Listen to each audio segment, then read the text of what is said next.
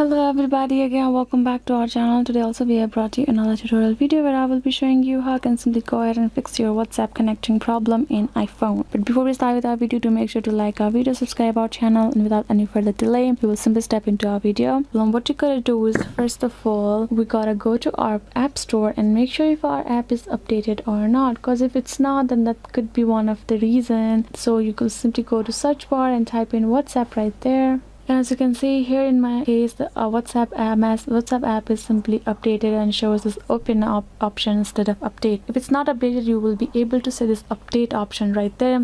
So simply go ahead, tap on that update your app. If that's not the case, what you gotta do is simply go to your networks and check if your network connection is good or not. Because if you're in your Wi-Fi connection, make sure it's good or not, or you can simply go ahead switch to your mobile data instead right there. If it's still not fixing your problem, what you gotta do is simply go to your mobile settings and go to this option called general over here. Then you will simply scroll down, tap on this transfer or reset iPhone. Simply go ahead, tap on it. Then you will tap on this option called reset right there. So you can simply go ahead, tap on this reset network settings, which will simply reset your network settings. It will simply reconnect you with the networks, and it will simply refresh it right there. So yes guys, this is how you can simply solve your problem there in your iPhone, and I hope this video was helpful. And yeah, thank you so much for watching. I will see you guys next time.